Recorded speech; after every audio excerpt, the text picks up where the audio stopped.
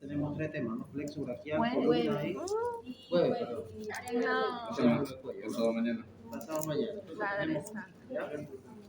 El tercer hueso del miembro superior, pero en este caso el único hueso que compone la región llamada brazo, que es este de acá, que es el húmero. El húmero es de los huesos más importantes del cuerpo humano, junto con el fémur. ¿Por qué? Porque durante el desarrollo intrauterino, es decir, mientras estamos como fetos en el vientre materno, se puede utilizar como una medida de crecimiento, es decir, que podemos utilizar en la ecografía, por ejemplo, el húmero, como para poder observar si el desarrollo del feto está dentro de los parámetros normales, es decir, que podemos medir la longitud del húmero, así como también podemos medir la longitud del fémur para determinar, por ejemplo, la edad gestacional. ¿Por qué? Nosotros de alguna forma cuando estamos en el útero materno, el médico, doctor o doctora, tiene que saber con cuántas semanas estamos, ¿cierto? Es un parámetro, es decir, cuántas semanas de embarazo tiene la mujer. Ese es un parámetro, ¿no? Y esto lo tomamos en cuenta a partir del último periodo menstrual. La mujer dice, tuve mi último periodo menstrual la última semana de enero. Entonces, ¿qué quiere decir eso? Que contamos desde la última semana de enero en adelante para decir cuántas semanas de embarazo tiene la mujer. Uno. Pero, ¿cuánto es la edad gestacional del feto? Es otro parámetro. ¿Ok? Para esto nosotros decimos, ¿cuántos días de desarrollo tiene el feto? ¿Cuántos días? Obviamente no podemos preguntar al feto, ¿no? Y tampoco podemos basarnos en el dato de la mujer, porque no siempre es fidedigno, ¿no? Ella puede variar con 4, 5, una semana, 2 semanas, porque una cosa es que el periodo menstrual cierre por completo, a que tengamos un sangrado mínimo, que sigue siendo periodo menstrual, ¿okay? Entonces utilizamos el húmero. El húmero lo medimos, existen tablas internacionales que me dicen, si el húmero mide 7 centímetros, estamos hablando, por ejemplo, de un feto de aproximadamente 14 semanas de desarrollo. Si mide 9 centímetros, estamos hablando de un feto de aproximadamente 18 semanas de desarrollo. ¿Esto es un ejemplo o es un ejemplo? ¿Okay? Entonces, para eso nos sirve el húmero aproximadamente hasta los 3-4 meses de desarrollo. ¿Okay? Luego de los 4 meses, el húmero ya no nos sirve. ¿Por qué? Porque su crecimiento o su desarrollo se va frenando. Entonces ya no nos sirve el húmero como un parámetro para medir la edad del feto. Ya pasamos a medir el fémur, que al final de cuentas, desde el cuarto o quinto mes hasta previo al parto, es el fémur el que nos dice cuál es la edad gestacional del feto. ¿Okay? Pero el húmero hasta el cuarto mes aproximadamente se puede utilizar para medir la edad gestacional.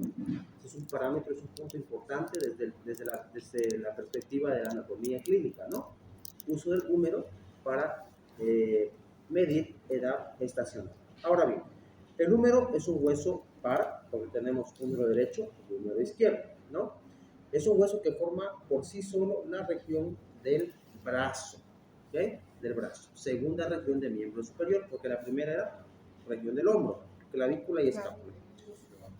Ya todos los huesos largos, húmero, radio, cúbito, fémur, tibia, peroné, incluyendo los metacarpianos, se caracterizan por tener un cuerpo o diáfisis, a partir de ahora lo llamamos diáfisis, y dos extremidades, una extremidad proximal o epífisis proximal y una extremidad distal o epífisis distal.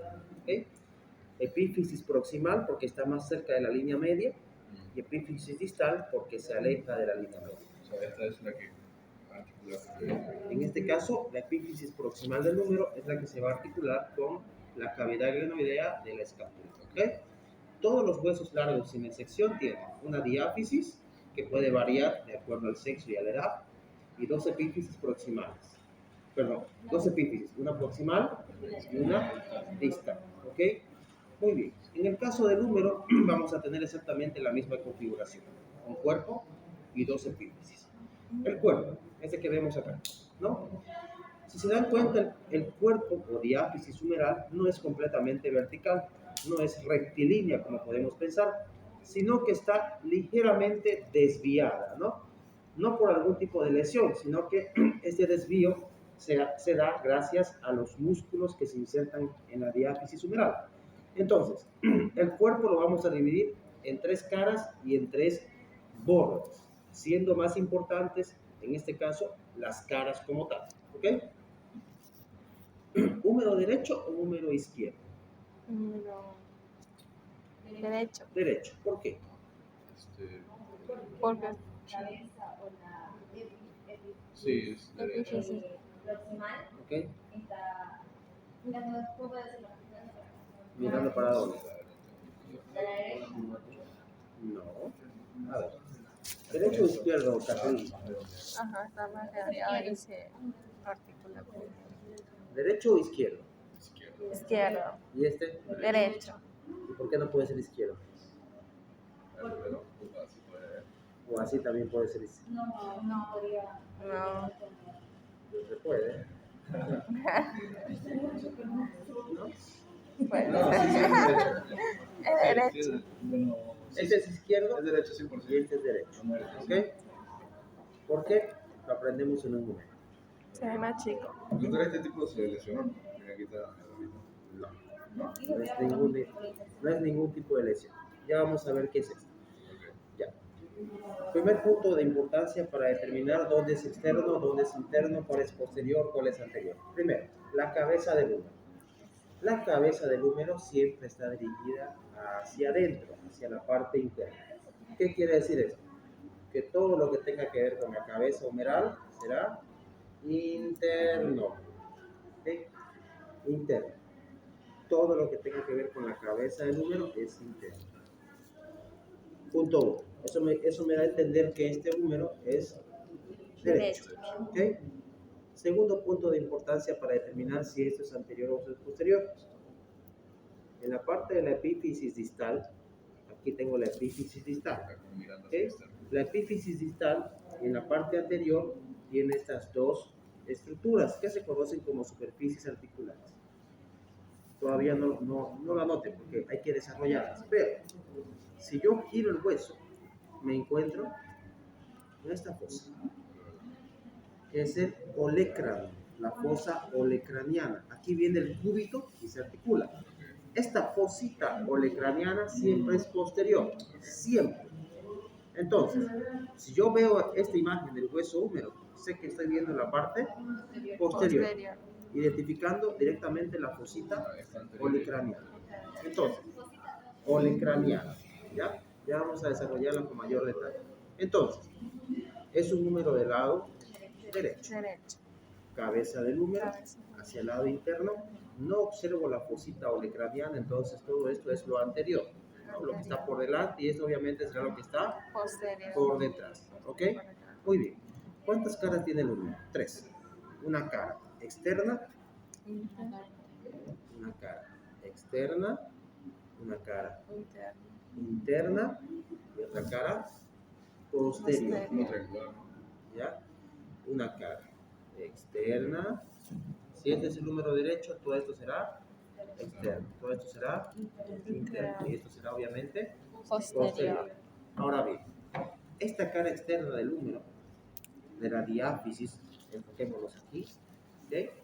La cara externa de la diáfisis humeral presenta una impresión o una marca. ¿Qué es la que vamos a hacer? ¿Qué forma tiene esta marca? Como de... Una B. A ver, cara externa por si acaso. ¿Qué forma tiene esta marca? Una B. Una letra B. Una V, ¿cierto? Esta marca se conoce como BV deltoidea o Igual se impresión ve. deltoidea. ¿Okay? V deltoidea o impresión deltoidea. ¿Okay? V deltoidea o impresión deltoidea.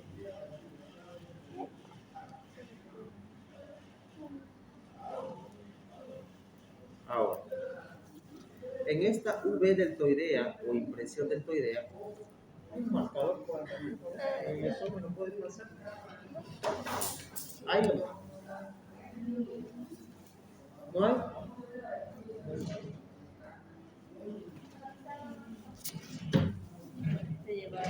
Ángel, que te presto un marcador, por favor, a Willy, para marcar la impresión del toideo. El labio, que es el labio superior, y este labio, que es el labio inferior.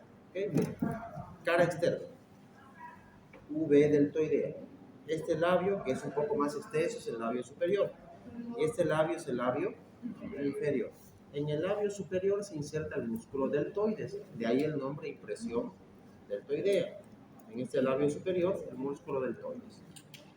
En el labio inferior se inserta el músculo braquial inferior. Repito. ¿Tiene un marcadorcito, Willy? Sí, gracias.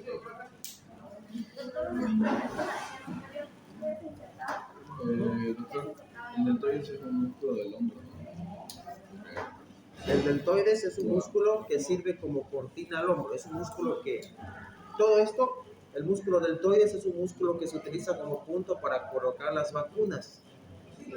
Sí, para marcar un pequeño, para marcar una porción del hueso. Gracias. Entonces, cara externa, ¿cierto? Aquí tengo la V deltoidea. Este es el labio superior y este es el labio inferior. Aquí viene el músculo deltoides, el labio superior, y aquí viene el músculo braquial inferior. No todas las V deltoideas son tan marcadas como esta. Observen en este uno. No es tan marcada, ¿cierto? En este otro tampoco es tan marcada, tan notoria. En este sí. Esto depende obviamente mucho de la edad del paciente, ¿no? De la edad del paciente. Entonces, cara externa, V deltoidea o impresión deltoidea, labio superior para el músculo deltoides, labio inferior para el músculo braquial inferior. Si esto es externo, esto es. Si eso es externo, esto es interno. La cara interna es casi lisa, completamente lisa en toda su extensión, pero en esta porción de acá, cerca de la epífisis proximal, esto es epífisis proximal. Epífisis distal. Quiere decir que toda esta región comprende la diáfisis, ¿cierto?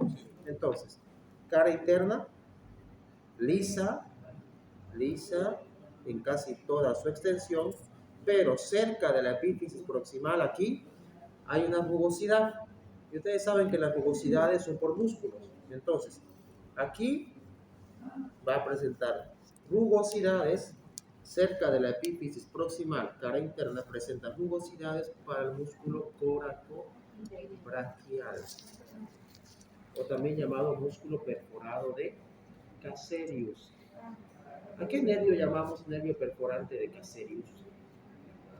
Uy, es una. ¿A qué nervio conocemos como nervio perforador o perforante de Ah, Casserius? es uno de los troncos del plexo braquial. No, yo sé que Es posterior.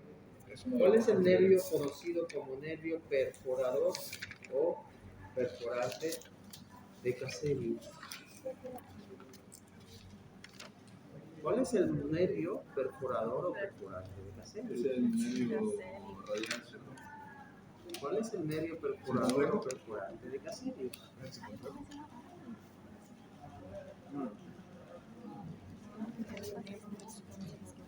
Ah, o músculo cutáneo. ¿Ah? O el cubitáneo. Estoy recordando que Tambo no lo sabe todo. ¿Es el músculo cutáneo o circunflejo? Bueno, Solamente ya lo dije, pero no lo quiere decir. ¿Y cubital? Ya lo mencioné todo, mediano.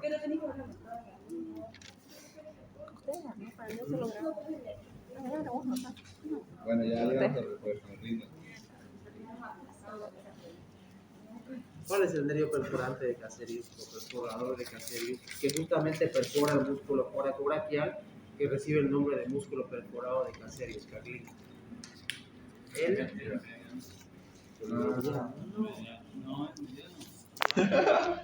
Es el músculo coracobraquial. ¿Ves? ¿Qué dije? Tú me dijiste. El mediano estaba. Ah, sí es cierto, yo adiviné mucho, tiene razón. El mediano estaba más arribita. Músculo cutáneo, que nace justamente de la del tronco secundario antero interno, ¿no? Esa es la pregunta de Ok. Entonces, cara interna del músculo, cara interna del hueso húmero, lisa en casi toda su extensión y cerca de la epífisis proximal presenta esta superficie rugosa para el músculo coraco braquial o músculo perforado de Caseros. Cara externa, cara interna.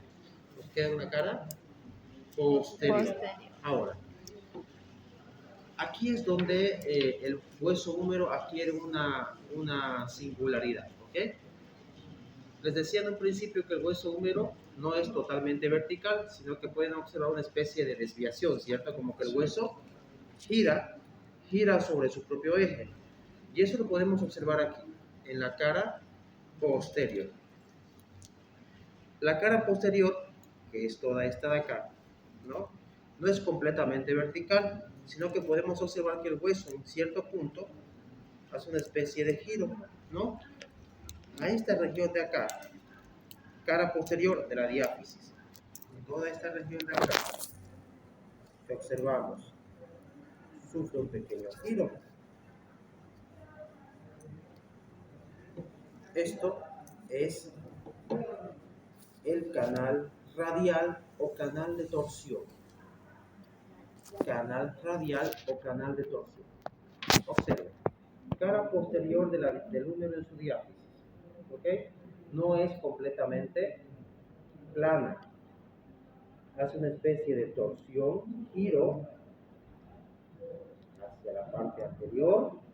Y este canal se conoce como canal de torsión o canal radial, porque por este canal de torsión o canal radial van a pasar el nervio radial y la arteria humeral profunda. Y la arteria humeral profunda. De ahí el nombre canal radial o canal de torsión. Siempre es una pregunta característica de examen práctico o teórico. ¿Qué elementos anatómicos pasan por el canal radial? La respuesta está en la pregunta, ¿no? El nervio radial y la arteria humeral profunda. ¿Dónde se encuentra el canal radial o canal de torsión? En la cara posterior de la diáfisis humeral o diáfisis del húmero. ¿Ok? Entonces, tenemos una cara externa que nos presenta la impresión deltoidea, labio superior para el músculo deltoides, labio inferior para el braquial inferior. Una cara interna lisa en toda su extensión, a excepción de su cuarto superior, donde presenta rugosidades para el músculo coracobraquial o perforado de Caseros. Cara posterior presenta el llamado canal de torsión, que va a ser un recorrido o va a estar en relación con el nervio radial y la arteria humeral profunda. Nervio radial, que es rama terminal del tronco posterior del plexo braquial, ¿no? Junto con el nervio circunflejo. Ok. Diáfisis humeral. Las tres caras del cuerpo. Luego, el húmero presenta tres bordes. La diáfisis del húmero presenta tres bordes. Un borde anterior, bastante marcado. Recuerden que para poder diferenciar un borde de una cara tenemos que hacer el siguiente ejercicio. Los bordes normalmente son delgados y son cortantes. ¿En qué sentido se define cortante? Que al tacto tiene una superficie filosa, ¿no? Delgada, filosa, ¿no? Borde anterior. El borde anterior del húmero simplemente me separa cara externa de cara interna, ¿no? Borde anterior. Luego tenemos un borde borde anterior, un borde posterior. El borde posterior está recorrido por el mismo nervio radial y la arteria humeral profunda. Y este borde externo, bastante delgado, bastante pequeño, borde externo, que se confunde con la cara posterior como tal. Borde externo se confunde con la cara posterior. Les decía que los bordes no tienen mucha relevancia anatómica, no son tan imprescindibles. Lo que sí es imprescindible es saber las tres caras, externa, interna y posterior. la diáfisis humeral. Sin duda alguna, la diáfisis humeral es de los huesos que más se fracturan en la vida cotidiana, en la vida diaria, en la vida profesional, ¿no? A eso se conoce como fractura de húmero, ¿no? Fractura de húmero. La porción que más se fractura en los huesos largos siempre es la diáfisis. Es muy raro, es completamente inusual que se fracturen las epífisis, ¿no? ¿Por qué? Porque tienen una mayor cantidad de tejido esponjoso que es más resistente a los traumatismos, ¿no? ¿Okay? Las diáfisis son compuestas por un 50-50, tejido esponjoso o tejido óseo esponjoso y tejido óseo compacto, ¿no? Sabemos que histológicamente el tejido óseo esponjoso es mucho más resistente que el compacto, ¿no? Porque amortigua mejor los traumatismos. Entonces, la porción que más se fractura suele ser el tercio medio de la diáfisis, aquí, ¿no? Pueden imaginarse una fractura de húmero, ¿no? Sí. Ahora, punto 1, fractura. Si, por ejemplo, la fractura fuese del tercio medio, ¿no? Anatómicamente, ¿qué nervio se vería comprometido? Anatómicamente, ¿qué nervio estaría comprometido si yo tengo nervio radial, ¿no? Por su relación que tiene a nivel de la diáfisis en la cara posterior, ¿no? ¿Eso qué quiere decir? Que puede existir en una fractura del húmero, en su diáfisis, puede haber un compromiso nervioso, en este caso del nervio radial. En realidad, de toda la parte nerviosa del miembro superior, ¿por qué? Porque las ramas terminales, como ser radial, músculo cutáneo, mediano y cubital, es decir, 4 de las 5 ramas terminales del plexo braquial pasan por el húmero. El radial, estamos hablando de que este brazo en este momento se ve así, ¿no? Así. ¿Se dan cuenta, no? Entonces, si yo me fracturo la diáfisis humeral, hay compromiso del nervio radial, del nervio cubital, del nervio mediano y también del nervio músculo cutáneo, que llega a perforar el músculo tóraco braquial, perforado de Caseros. Ahora bien, la arteria humeral también se vería comprometida. Podría haber una lesión de la arteria humeral. Afortunadamente, la gran mayoría de las arterias y los nervios tienen elasticidad, soportan mejor los traumatismos. Lo que sí se compromete, obviamente, es los nervios como tal. Ahora, en las diáfisis de los huesos largos, en las diáfisis, sobre todo, o casi siempre en la cara interna, vamos a encontrar este pequeño agujerito. Este es el agujero nutricio. Por este pequeñísimo agujero ingresa la arteria nutricia del húmero. ¿Qué significa una arteria nutricia? Es la arteria encargada de transportar nutrientes, oxígeno, sangre oxigenada, vitaminas, minerales, todos los componentes químicos, orgánicos necesarios para el desarrollo óseo ingresan a través de la arteria nutricia del húmero, que tiene su entrada por el agujero nutricio del hueso. Todos los huesos, incluyendo los huesos del cráneo, los huesos de la cara, tienen un agujero nutricio. Casi siempre el agujero está en la porción más interna del hueso, casi siempre. Y es este pequeñito de acá. Es muy pequeñísimo, es muy pequeño. No piensen que es un agujero grande, es un agujero bastante pequeño. Es complicado encontrarlo en casi todos los huesos, ¿ok? Casi siempre en la porción interna. Diáfisis, epífisis proximal. Ahora, la epífisis proximal de los huesos largos se caracteriza por tener una superficie articular que puede variar de forma y de tamaño. En este caso tenemos la epífisis proximal del húmero. Lo primero que nos llama la atención de esta epífisis, esta superficie en forma de esfera, dice la literatura, 3/4 de una esfera que se conoce como la cabeza humeral o la cabeza del húmero. Inconfundible, la cabeza humeral o la cabeza del húmero, que se va a articular con la cavidad glenoidea de la escápula, formando la articulación glenohumeral. Ahora, hay dos conceptos básicos en anatomía de los huesos largos. Uno es, ¿qué es el cuello anatómico? Y otro concepto o pregunta es, ¿qué es el cuello quirúrgico? ¿No? Hay cuello anatómico y cuello quirúrgico. En este caso, el cuello anatómico de los huesos largos tiene la función de, en el caso del húmero, sostener a la cabeza humeral, sostener a la cabeza del húmero, ¿ok? Sostener a la cabeza del húmero, primero, y segundo, unir la cabeza del húmero con la epífisis proximal. Entonces, si la pregunta es, doctor, usted dice que la epífisis proximal tiene un cuello anatómico, y que este cuello anatómico sostiene a la cabeza del húmero y la une con la epífisis proximal. ¿Dónde está el cuello anatómico? El cuello anatómico sería todo esto de aquí, Esto es cabeza humeral, ¿sí? ¿no?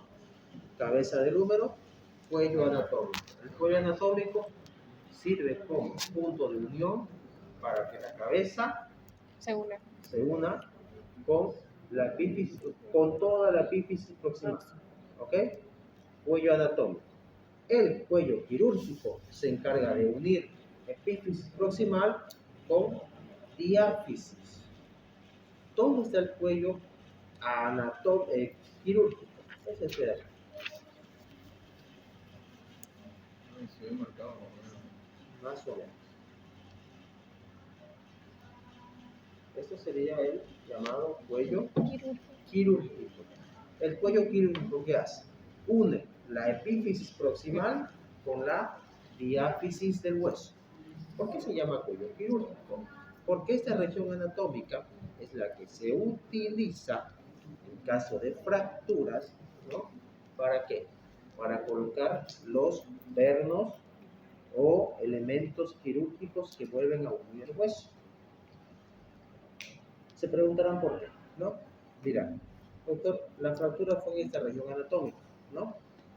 ¿No será lógico colocar un perno aquí?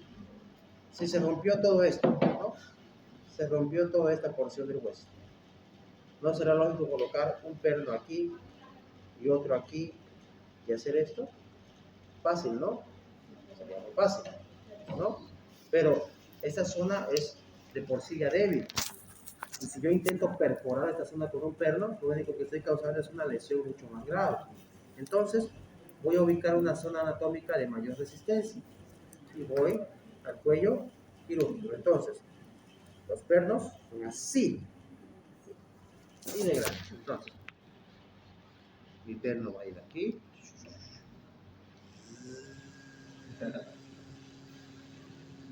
Todas las.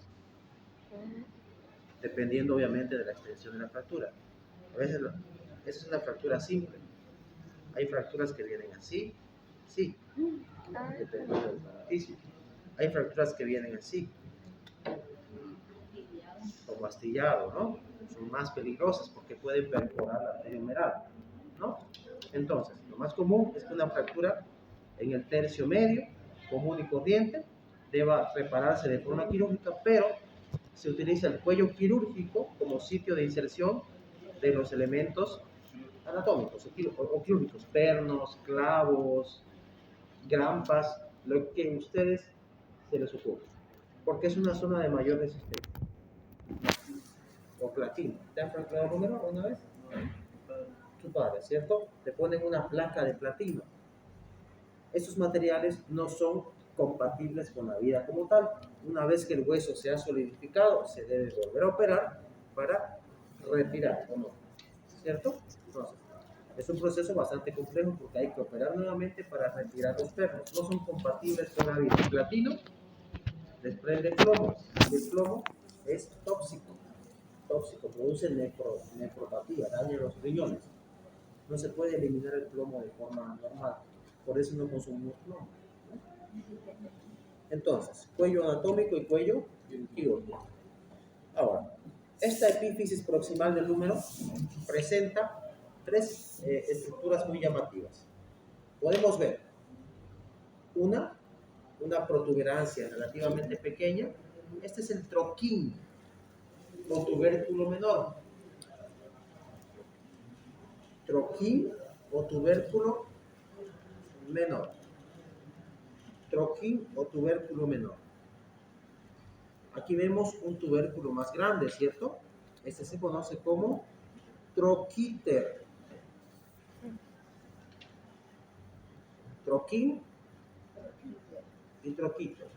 Tubérculo menor, tubérculo Mayor. epífisis proximal. Casi nadie utiliza el término de tubérculo menor, tubérculo mayor. Todo es troquín, troquíter. Y es típica pregunta de examen. En el troquín se inserta el músculo subescapular. Aquí en el troquín se inserta el músculo subescapular, músculo que se inserta en la fosa subescapular de la cara anterior de la escápula, ¿no? Troquín para el músculo subescapular. El troquíter, que es más grande, va a permitir la inserción de tres músculos: supraespinoso, infraespinoso y redondo menor. Supraespinoso, infraespinoso y redondo menor. Entonces, aquí en el troquín, lo voy a colocar aquí en el troquín, músculo subescapular. Aquí en el troquíter, supraespinoso, infraespinoso y redondo menor.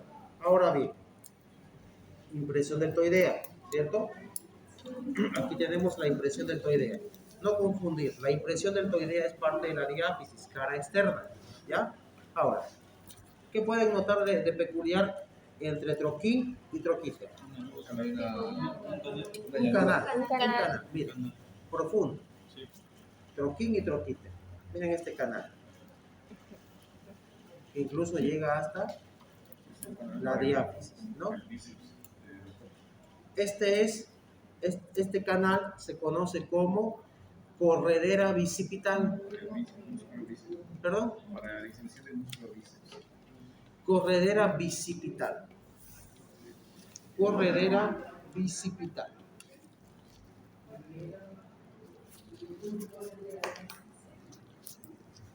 Corredera bicipital. Ahora, esta corredera bicipital va a permitir en la propia corredera. ¿Se acuerdan cuando ayer vimos borde interno de la escápula, cierto? El borde interno es bastante delgado, pero tenía tres labios, ¿cierto? Un labio medio, un labio interno, un labio externo. Esta corredera bicipital va a tener la propia corredera por donde va a correr, no se va a insertar como tal, sino que aquí sobre esta corredera, por eso se llama corredera, va a pasar o va a discurrir la porción larga del bíceps femoral, bíceps humeral, la porción larga del bíceps humeral. Por eso se llama corredera bicipital, ¿ya? Corredera bicipital. Ahora, esta corredera bicipital va a poseer o va a tener un labio externo y un labio interno. En el labio externo de la corredera bicipital se va a insertar el músculo pectoral mayor. Labio externo de la corredera bicipital se inserta el músculo pectoral mayor, labio externo. Y en el labio interno, dos músculos, dorsal ancho y redondo mayor. Entonces, ¿qué estamos observando en este punto? Vamos a hacer un recuerdo de epífisis proximal. Todo esto es epífisis proximal. Esto es cabeza del húmero. Cuello ¿qué? Cuello anatómico. Une la cabeza con la epífisis proximal. Cuello quirúrgico. Une epífisis proximal con diáfisis. Tubérculo menor o troquín. Tubérculo mayor o troquín. Para el tubérculo menor tenemos el músculo subescapular. Para el tubérculo mayor o troquíter, 3 músculos: supraespinoso, infraespinoso y redondo menor.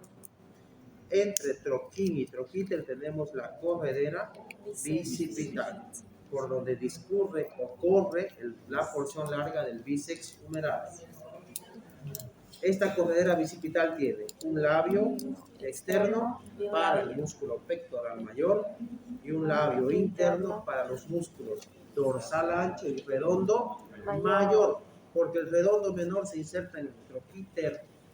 No confundir el redondo menor en el troquíter, el redondo mayor en el labio interno de la corredera bicipital.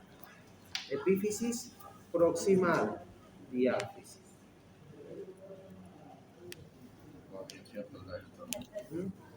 Falta todavía epífisis distal.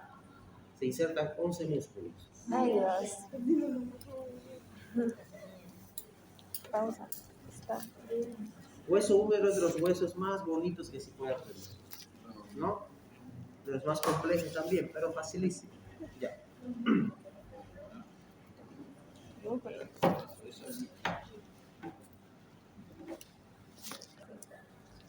La epífisis distal es más ancha que la epífisis proximal, ¿no? Es mucho más ancha. Ahora, esta epífisis distal presenta 3 estructuras que se pueden estudiar de forma separada. Primero, presenta las superficies articulares, que son 2. Esta de acá, de manera redondeada, y esta de acá, que tiene forma de una tróclea. Esta de acá, que tiene forma de una tróclea, y esta de acá, que presenta una forma circular. Esto, superficies articulares. Esto se conoce como cúpula radial. Cúpula radial. Esta cúpula radial se va a articular con la epífisis proximal del radio. Por eso se llama cúpula radial. Recuerden, estamos estudiando al húmero en esta posición. Entonces, todo lo que tenga que ver con la cabeza humeral será interno, ¿cierto? Entonces, estamos hablando de que el cúbito es interno y el radio es externo, ¿no? Porque el cuerpo humano lo estudiamos en esta posición. Entonces, al estudiarlo en esta posición, ¿dónde queda el radio? ¿Afuera o adentro? No, el radio, ¿dónde queda? Afuera. Externo. ¿Y el cúbito? Interno. Entonces, esto es así.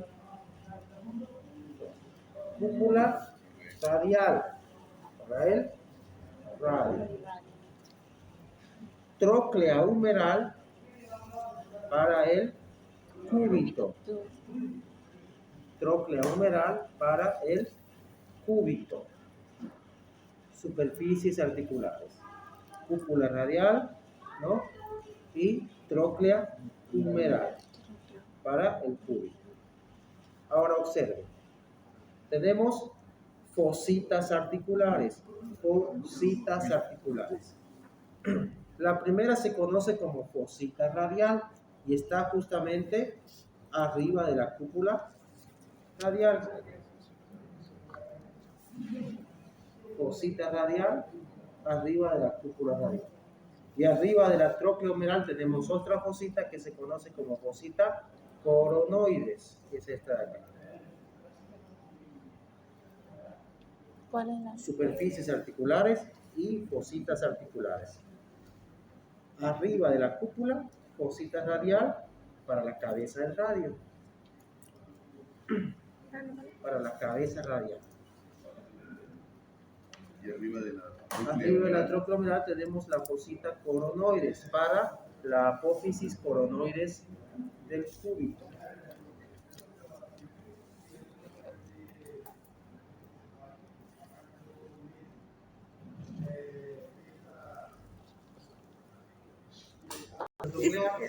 Fosita radial, ¿no? Y y fosita coronal. Superficies y fositas articulares. ¿Ok? 1, 2, 3 y 4. Epífisis distal. Nos faltan dos estructuras más que tenemos que aprender. Justamente están destinadas para los músculos que hemos mencionado hace un momento. Todo lo que tenga que ver con la cabeza del húmero será interno, ¿cierto? Todo lo que tenga que ver con el troquíter será externo. Ahora, esta estructura, esta apófisis que se levanta grande y se conoce como epitróclea, porque está interna y al lado de la epitróclea. Se dan cuenta que esa es la tróclea, ¿cierto? Tróclea humeral, epitróclea. Este es el cóndilo radial. Esto será epicóndilo. Epicóndilo externo. Epitróclea interna. Epitróclea, epicóndilo. Epífisis distal. ¿Ok? Ahora, en la epitróclea se insertan 5 músculos. 5 músculos. La mnemotecnia es propapaflecus. Propapaflecus. La mnemotecnia para recordar los músculos que se insertan en la epitróclea es propapaflecus. Propapaflecus. La epitróclea es externa y la epicóndilo es interna. Propapaflecus.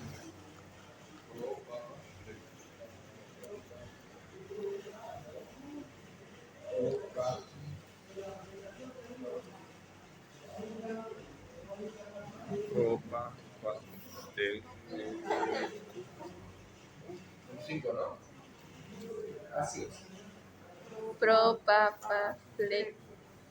Músculos. Pronador redondo. Pronador redondo. Palmar mayor. Palmar menor. Pronador redondo. Palmar mayor. Palmar menor. Flexor superficial de los dedos y cubital anterior. Estos 5 músculos se conocen como músculos epitrocleares. Cubital anterior. Pronador redondo, palmar mayor, palmar menor, flexor superficial de los dedos, cubital anterior. Cubital anterior. Son los 5 músculos epitrocleares. En el cóndilo tenemos 6 músculos. La mnemotecnia es KCC.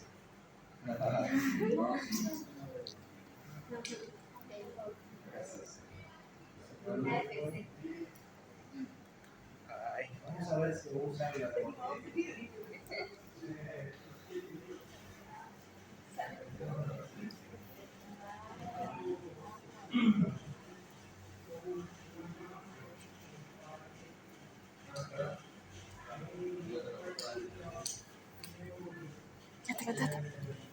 Así. Músculos epicóndilos.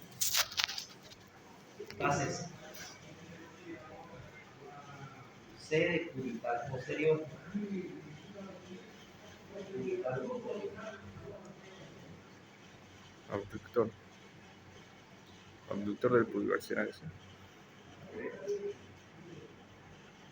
A de Antonio. Músculo Antonio. Antonio. Antonio. Antonio. Nada. Antonio. El cubital posterior. Supinador corto.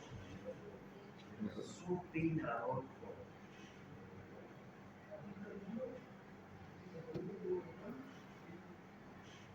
Extensor común de los dedos. De la mano, obviamente. Extensor común de los dedos.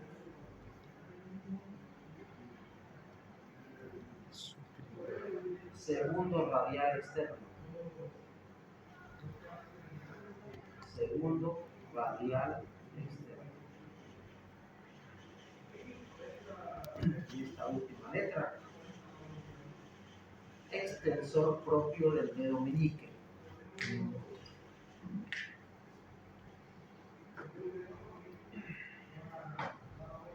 Estos son los músculos epicondilios. Epicondilios. Entonces, tenemos cubital posterior, conio, supinador corto, extensor común del dedo de la mano, segundo radial externo y extensor propio del dedo, Meñique. llamados músculos epicondilios. Y propapafleco, la mnemotecnia para recordar los músculos epitropiales. Coordinador redondo, palmar mayor, palmar menor, flexor superficial de los dedos de la mano Y cubital. y cubital anterior. ¿Por qué? Porque el cubital posterior es músculo epicondilio. Entonces, Porque yo no tengo cargado. epitropiales, epicondilios. Ahora, existe una fosita, una tercera fosa. Aquí tenemos fosita radial, fosita coronoides, pero tenemos una tercera fosa que no se ve por la parte anterior, sino que se ve por la parte posterior. Esta es la fosita olecraniana. Fosita olecraniana. La porción libre del olecrano se va a articular en esta región. La porción libre del olecrano. El olecrano forma parte del cúbito. Esa porción libre del olecrano, vamos a ver cuando escribimos cúbito, se inserta aquí en la fosita olecraniana. Es lo que nosotros conocemos como codo. Esto que estoy golpeando en este momento es la fosita, perdón, es el olecrano. Ese olecrano, cuando yo extiendo el antebrazo, ingresa, encaja en la fosita olecraniana.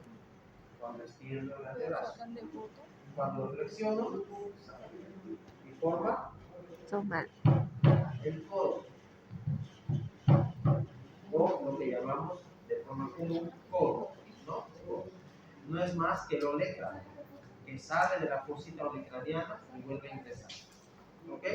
Ahora, al lado de la fosita olecraniana, aquí al lado de la fosita olecraniana, tenemos este pequeño canal, este pequeñísimo canal, que justamente está pasando por o entre epitrofia y troclea como tal. Epitrofia y troclea, ¿cierto? Fosita olecraniana, troclea y epitrofia. Aquí tenemos un canalcito. Este canal se conoce como canal cubital.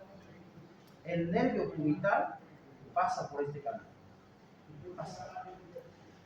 De esta forma, cuando yo me golpeo esta porción de acá, ¿no? Siento una especie de hormigueo, ¿cierto? Eso es por una irritación del nervio cubital. ¿No? Me golpeo el codo de esta forma y siento una irritación. Eso es porque el nervio cubital está pasando fosita olecraniana, troclea y epidemia. ¿Qué hace el nervio cubital? Hace el plexo braquial,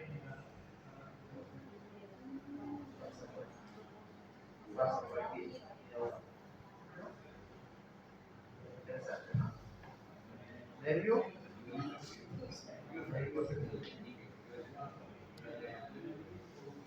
Hueso.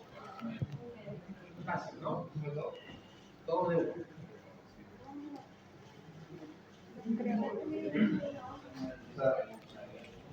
Ya creo cortarlo, creo.